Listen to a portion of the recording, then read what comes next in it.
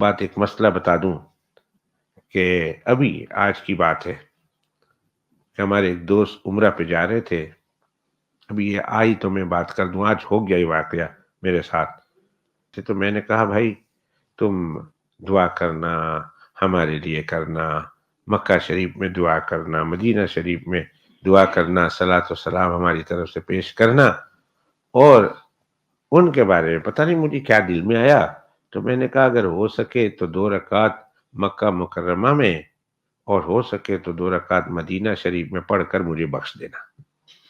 میں واللہ العظیم قسم کھا کے کہتا ہوں ابھی اس وقت میرے ذہن میں آ رہا، ورنہ میں بتانا نہیں تھا، لیکن میں نے پڑھا ہے.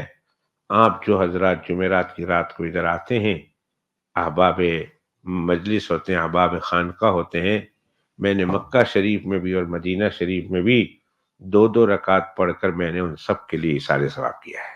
تو میں نے ان کو کہا، میں مسئلہ بتا رہا ہوں، میں نے ان کو کہا، میرے منہ سے نکلا، میں نے کہا یار ہو سکے تو 2 رکعت مکہ شریف میں اور ہو سکے تو 2 رکعت مدینہ شریف میں پڑھ کر مجھے بخش دینا. میں آپ سے اتنے کی امید رکھتا ہوں. بس کھجور، تسبیح، زمزم کا پانی، یہ سب دوسری چیزیں ہیں، یہ سوغات ہے، یہ برکات ہیں، یہ تحفے ہے، یہ سوونیر ہے.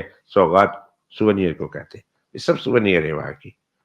کھجور بھی ہوا، تسبیح بھی ہوئی، اور پھر مسواک بھی ہوا، ٹوپی بھی ہوئی، اور یہ کپڑا بھی ہوا. بہت قیمتی چیزیں ہیں یہ ساری چیزیں کہ وہاں کی بنی تو میڈ ان چائنا ہے یا میڈ ان ترکی ہے یا میڈ ان سیریا ہے، لیکن ہوا تو مدینہ شریف کی لگی ہے نا، مکہ شریف کی ہوا تو لگی ہے نا، اس لیے اس کی اپنی برکت ہے، ہوا کی برکت ہے. ہم مسلمان تو اس بات کو رسول اللہ صلی اللہ علیہ وسلم سے منسوب ہر چیز کی ہم قدر کرتے ہیں، اور ہم لوگ تو اللہ کے پیغمبر علیہ السلام سے منسوب ہر چیز کی ہماری نگاہ میں عزت اور احترام ہے. ہم تو اس دن بتا رہا تھا، میں لوٹن میں بیان تھا تو وہاں اس طرح کوئی مسئلہ نکل آیا. میں نے کہا ہمارے بزرگوں نے لکھا ہے، دستخط ہے ہمارے علماء دیوبند کے جلیل القدر اونچے درجے کے بڑے بڑے اکابرین، انہوں نے دستخط کے ساتھ یہ مسئلہ لکھا ہے کہ رسول اللہ صلی اللہ علیہ وسلم سے منسوب ہر چیز کے ذکر کرنا باعث ثواب ہے، باعث نیکی ہے. حتیٰ کہ انہوں نے لکھا ہے رسول اللہ صلی اللہ علیہ وسلم جس اونٹنی پر سوار ہوئے تھے، جس ڈونکی پر سوار ہوئے تھے، جس گھوڑے پر سوار ہوئے تھے، اس گھوڑے کا تذکرہ کرنا بھی عبادت ہے، اس لیے کہ رسول اللہ صلی اللہ علیہ وسلم کے منسوب چیزیں. پگڑی مبارک رسول اللہ صلی اللہ علیہ وسلم کی، کرتا مبارک رسول اللہ صلی اللہ علیہ وسلم کا، جوتی مبارک رسول اللہ صلی اللہ علیہ وسلم کی، عصا مبارک رسول اللہ صلی اللہ علیہ وسلم. خدا کی قسم وہ مٹی سے وہ ذرہ مل جائے کہ جس ذرے پر رسول اللہ صلی اللہ علیہ وسلم نے پاؤں رکھا تھا، آج ہم اسے اپنی آنکھوں کا سرمہ بنانے کے لیے تیار ہیں.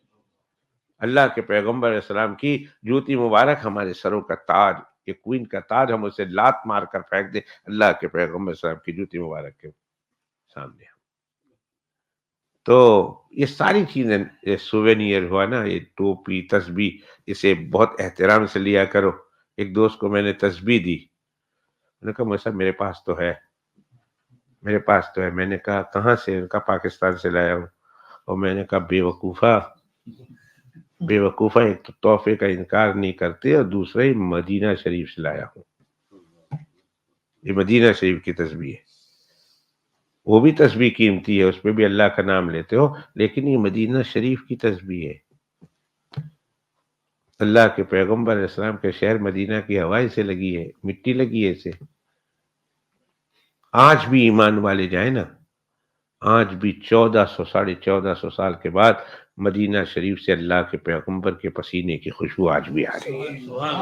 اہل ایمان کو آج بھی، خدا کی قسم کھا کے کہتا ہوں، وہ تو ہمارے ناک نہیں ہے نا، ہمیں نزلہ ہوا ہے، ہم مسکوم ہیں، ہمیں نزلہ ہوا، ہم نہیں سونگ سکتے. پر جن کا ناک کھلا ہے، یعنی جن کا دل کا ناک کھلا ہوا ہے، جن کا ایمان مضبوط ہے، وہ آج بھی اللہ کے پیغمبر علیہ الصلوۃ والسلام کے پسینے کی خوشبو مدینہ شریف میں سونگ سکتے ہیں. کیا بات کرتے ہیں. تو میں نے ان سے کہا کہ بھائی میرے لیے یہی اچھی چیز ہے، 2 رکعت وہاں پڑھ لو، 2 رکعت وہاں پڑھ لو، اور مجھے اس کا ثواب بخش دینا. تو ایک صاحب تھے تو کہنے لگے مجھے صاحب آپ تو زندہ ہیں، ابھی تو آپ زندہ، آپ کو کیسے بخش سکتے ہیں؟ یہ مسئلہ بتانا تھا.